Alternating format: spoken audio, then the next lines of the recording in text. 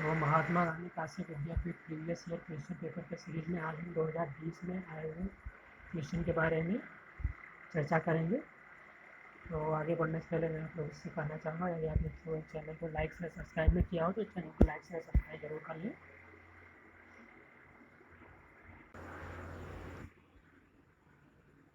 तो पहला क्वेश्चन है, नंबरिंग आगे पीछे हो गया, देखिएगा। यूएन चार्टर सर्वसम्मति अपनाया गया। यूएन चार्टर सर्वसम्मति से अपनाया गया 24 अक्टूबर 1945 को, 24 अक्टूबर 1945। दूसरा है, एक वर्ग विहीन समाज बनाने की वकालत की कार्ल मार्क्स ने। वर्ग विहीन समाज, यही मेन पॉइंट, वर्ग विहीन समाज की बात कार्ल मार्क्स करते हैं, कोई वर्ग ना हो। अगला है, ज्ञान का कोई अरुचिपूर्ण अनुभवन नहीं और न ही अपने बौद्धिक लाभ के शिक्षा का।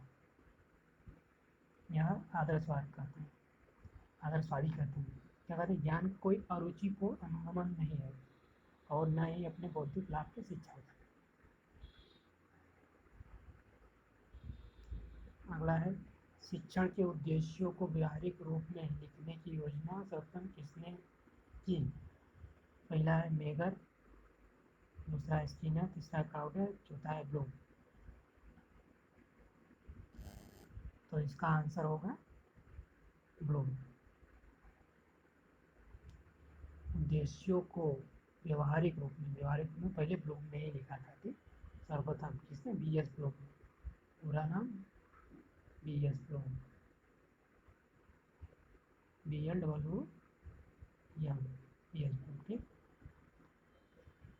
अगला है, विचलनशीलता का मापक है विस्तार, प्रतिशत, माध्यिका, बहुलक। तो विचलनशीलता का मापक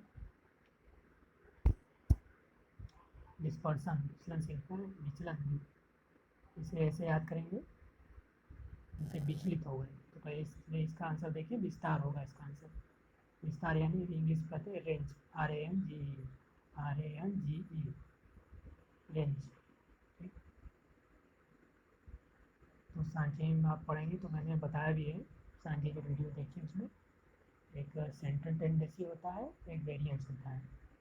ठीक, केंद्रीय प्रवृत्ति के मान और विचलनशीलता। केंद्रीय प्रवृत्ति के मान केंद्र की ओर होंगे, केंद्र की ओर, सब केंद्र की ओर आंकड़े एकत्रित होंगे एक जगह। ठीक, मीन, माध्यिका, बहुलक, ये सब होते हैं। तो यहाँ पे दिया भी है माध्यिका, बहुलक, मीन, मीडियन, मोड, ये तीन है जो केंद्रीय प्रवृत्ति के मापक होते हैं। और विचलनशीलता में आते हैं रेंज, QD, HD, MD। ठीक, तो ये विचलनशीलता है, जैसे मान लीजिए एक बिंदु है तो इसके इधर जाएगा, इधर जाएगा, विचलित हो गया, दूर भाग रहा है ना, केंद्र से दूर भाग रहा है। ठीक, तो इसे विचलनशीलता कहते हैं। तो विचलनशीलता में आएगा, होगा आपका रेंज होगा QD, HD, MD। Range, HD standard deviation, QD quartile deviation, MD mean deviation, ये हो। ठीक, तो मैंने बताया है, तो देख लीजिएगा, वीडियो बनी है। अगला है, सामाजिक विरासत नहीं है, मानक, संस्कृति, भागीदारी, समानता। तो ये तो साफ साफ दिखाई दे रहा है, इसका आंसर मानक होगा, नाम। सामाजिक विरासत नहीं है। संस्कृति भी सामाजिक विरासत है, समाज देती है एक संस्कृति, आगे चलती रहती है। भागीदारी, उसमें लोगों की भागीदारी रहती है। समानता, समाज में समानता है, एक विरासत के रूप में आपको दे दी गई ताकि समाज में प्रत्येक लोग बराबर रहें, तभी समानता आएगी। ठीक, अगला है, जगत आज और अभी जैसा भी है, world as it is here and now, यथार्थवाद कहते हैं, रियलिज्म कहते हैं। जगत आज और अभी जैसा भी है, यथार्थवादी कहते हैं, रियलिज्म। उसके बाद अगला है Q3 एवं माध्यिका के मध्य प्राप्तांकों का प्रतिशत। ठीक, Q3 और माध्यिका के मध्य प्राप्तांकों का प्रतिशत है तो 75%। इसका आंसर क्या होगा? 75%। मैंने प्रीवियस ईयर में पहले चर्चा की थी। यहाँ देखिए Q1 का है तो आपके दिमाग में डायरेक्ट 25% आना चाहिए बस। Q2 का है 50% आना चाहिए। 100 का आधा 50 होता है या आधा यानी 2, तो आधा दिखाई दे रहा है ना, 1/2।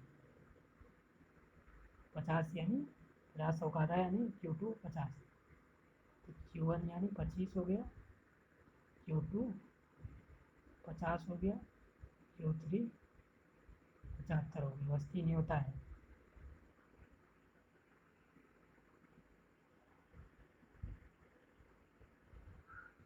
अगला है NEP 2020 में 5 + 3 + 4 3 + 4 में 5 वर्ष का तात्पर्य। 5 का तात्पर्य है 3 से 8 वर्ष तक, 3 से 8 वर्ष तक, 3 से 8 वर्ष तक।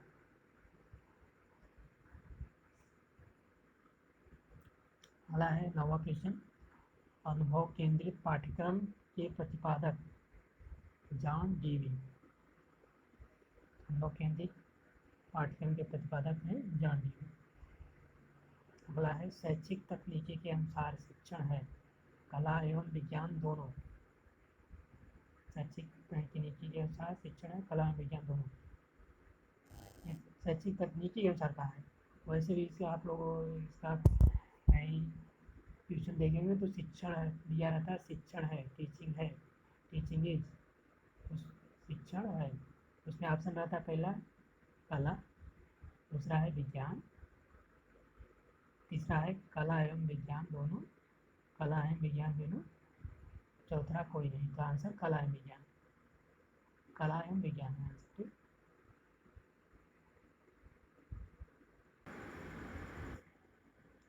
तो अगला है किस बीमारी में हड्डियाँ सूख जाती हैं, तो इसका आंसर होगा सुखंडी, रिकेट्स, RICKETS, रिकेट्स में हड्डियाँ सूख जाती हैं। इसके बाद अगला है न्याय दर्शन दिया महर्षि गौतम। महर्षि गौतम याद कैसे करें? गौतम का न्याय, गौतम का न्याय।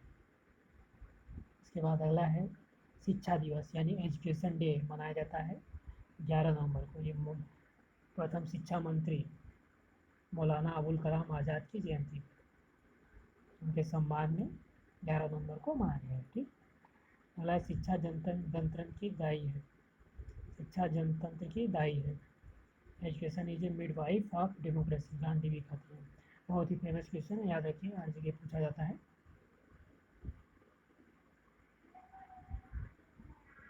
इसके बाद अगला है आगमनात्मक चिंतन शिक्षण प्रतिमान, इंडक्टिव थिंकिंग टीचिंग मॉडल दिया हेल्टा डाबा, हेल्टा डाबा दिया।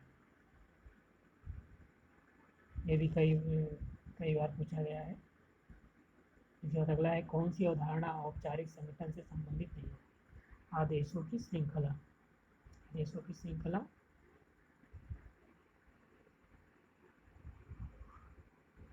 मानक विचलन एसडी के सभी प्राप्तांकों को जोड़ या घटा देने पर यह अपरिवर्तित रहता है।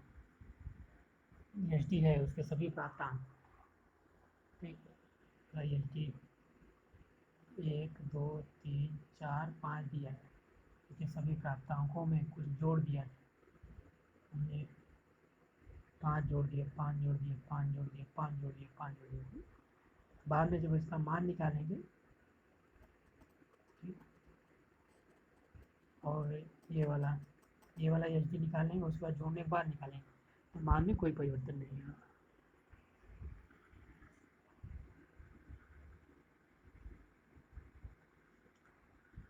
अगला है असंगत है, असंगत होता है। उपसंपदा, उपनयन, बिस्मिल्लाह, तवज्जा। तो ये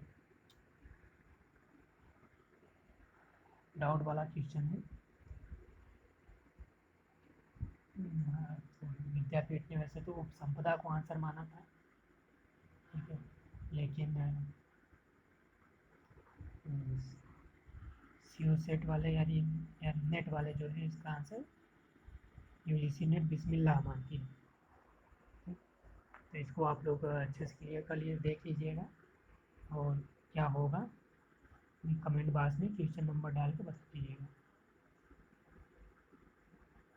यहाँ पे देखा जाए तो रोजा जो है बौद्ध धर्म से संबंधित है, बिस्मिल्लाह इस्लाम धर्म से संबंधित है, उपनयन उपनयन है वैदिक धर्म से संबंधित है,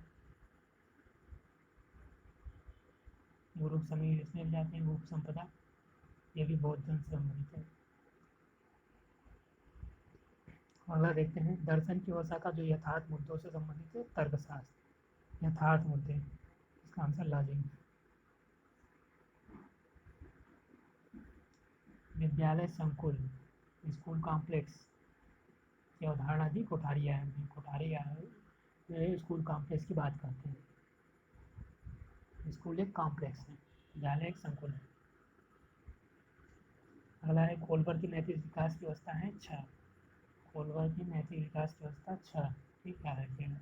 ये टेट सुपर टेट की भी क्वेश्चन है।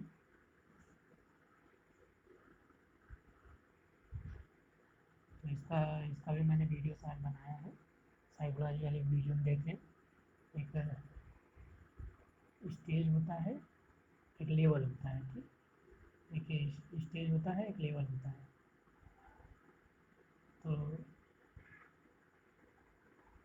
लेवल यानी 6 है, स्टेज यानी 3 है, स्टेज यानी 3 है। इसके बाद अगला है व्यवहारवाद में विश्वास है। इसमें से कौन व्यवहारवादी है? लेस्ली, प्लायड, एडलर, पहला पालो। तो ये भी मैंने बताया था, साइकोलॉजी की वीडियो में बताया है कितने लोग व्यवहारवादी हैं, ठीक। तो पालो इसमें व्यवहारवादी है।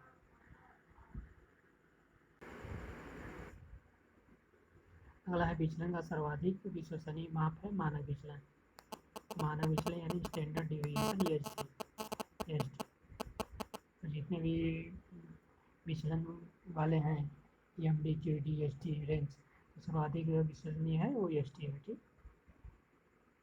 उसके बाद है एनसीटीई वैधानिक संस्था बनी, इसका आंसर है 1993 वैधानिक संस्था बनी। पहले संविधान द्वारा इसे पारित कर दिया गया, लेकिन स्थापना जो है 1995 में हुई। मतलब अभी तक ये कागजों में से धरातल पर नहीं आई थी, ठीक। अगला है प्रत्येक शिक्षक को अपने सेवा काल में प्रति 5 वर्ष के पश्चात कम से कम 2 या 3 माह की सेवाकालीन शिक्षा प्राप्त होनी चाहिए। कहा किसने? ये शिक्षा आयोग ने कहा है, शिक्षा आयोग ने कहा है, ठीक, याद रखिएगा। और अगला है पियाजे के अनुसार संज्ञानात्मक विकास की पूर्ण संज्ञात्मक अवस्था है 2 से 7 साल।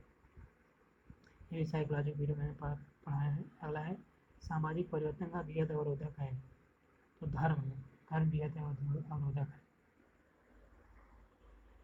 जो केवल अपने धर्म को पकड़े रहेगा उससे समाज में सामाजिक परिवर्तन बेहद धीरे धीरे होंगे।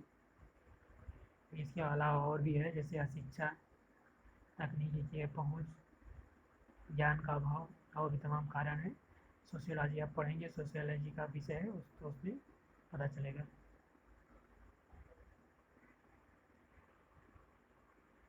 उसके बाद अगला है कौन सा दर्शन अस्तित्व, प्रकृति और आत्मा की द्वैतता में विश्वास रखता है?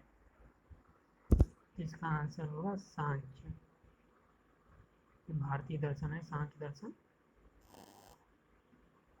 अगला है परीक्षण की विश्वसनीयता प्रभावित होती है परीक्षण की लंबाई से, परीक्षण की योग्यता से, परीक्षण के मानक से, परीक्षण की प्रतिपुष्टि से।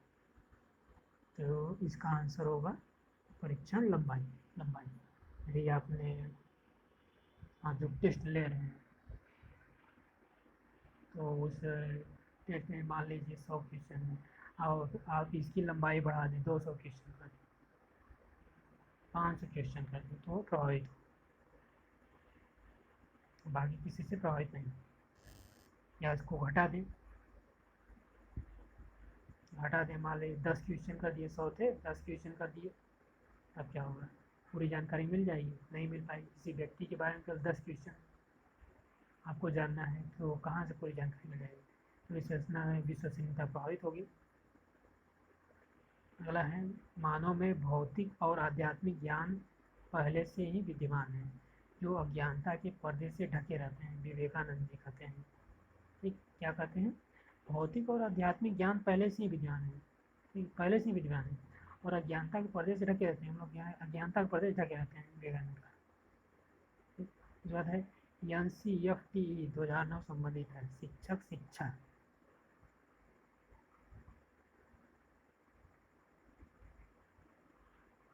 तो इसका ठीक, तो यहाँ से, यहाँ देखिए, यहाँ से इतने TE का मतलब ये होता है टीचर एजुकेशन। तो ये national curriculum framework teacher education संबंधित है, शिक्षक शिक्षा से संबंधित है, तो याद रखिएगा ये। अगला है, कलकत्ता विश्वविद्यालय आयोग का अध्यक्ष तो सैंडलर जी हैं। सैंडलर 1917 में आया, 1919 में अपनी रिपोर्ट दी उन्होंने। सैंडलर आयोग से, ये क्या, इसे सैंडलर आयोग भी कहा जाता है, ये इसे कलकत्ता विश्वविद्यालय आयोग भी कहा जाता है। अगला है, औपचारिक शिक्षा के संबंध में सही नहीं है, परीक्षा आवश्यक है। अनौपचारिक, माफ करिएगा, अनौपचारिक शिक्षा, परीक्षा आवश्यक है, प्रवेश आवश्यक है, परीक्षा आवश्यक नहीं है, स्थान और समय निर्धारित नहीं है। तो फॉर्मल इनफॉर्मल, एक होता है औपचारिक, दूसरा अनौपचारिक। तो अनौपचारिक वाले भी बात की है, यानी अनौपचारिक यानी जो आप अपने घर पे रह के सीखते हैं, बोल चाल में ऐसे परिवार से, आस पास पड़ोस से सीख जाते हैं, वही अनौपचारिक। तो परीक्षा आवश्यक है,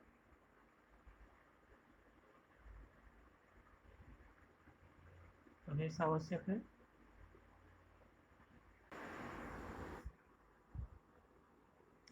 तो परीक्षा आवश्यक है। तो परीक्षा किस में आवश्यक होता है? औपचारिक में होता है।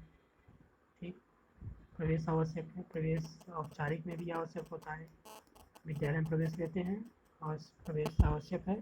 परीक्षा आवश्यक है, विद्यालय में प्रवेश परीक्षा होती है, ठीक, ऐसे याद करेंगे। तो परीक्षा आवश्यक नहीं है, परीक्षा किस में आवश्यक नहीं है? अनौपचारिक में। स्थान और समय निर्धारित नहीं है, स्थान और समय निर्धारित नहीं है किसमें? औपचारिक में। ठीक, तो दो आंसर आपके औपचारिक से मिल रहे हैं, दो अनौपचारिक से मिल रहे हैं। तो हो सकता है क्वेश्चन गलत हो या कहीं कुछ छूट गया हो। तो यहाँ पे यदि परीक्षा आवश्यक नहीं है, तो इसे आप समझ लीजिएगा, ये है दो अनौपचारिक संबंधित है और यह दो औपचारिक से संबंधित है। तो हो सकता है इसमें कहीं नहीं किसी में लगा हो, या तो इसमें लगा हो, या तो नहीं इसमें लिखा लगा हो। ठीक, तो अनौपचारिक क्या है? इसमें परीक्षाएं नहीं होती, प्रवेश भी नहीं होता, ऐसे ही सीख लेते हैं।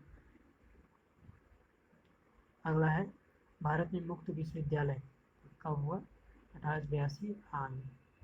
प्रथम मुक्त विश्वविद्यालय 1882 में आग में, और इग्नू जो 1885 में खुला था। ठीक, 1885 या 1882, यानी 3 साल बाद इग्नू की स्थापना हुई, पहले आंध्र में स्थापित हुआ। तो ये था दोस्तों महात्मा गांधी काशी विद्यापीठ 2020 के प्रीवियस क्वेश्चन, कुछ जितने संभव हो सके। यदि आप लोगों को वीडियो अच्छा लगा हो तो अपना मनोबलन जरूर दें। तो आज के लिए इतना ही। जय हिंद, जय भारत।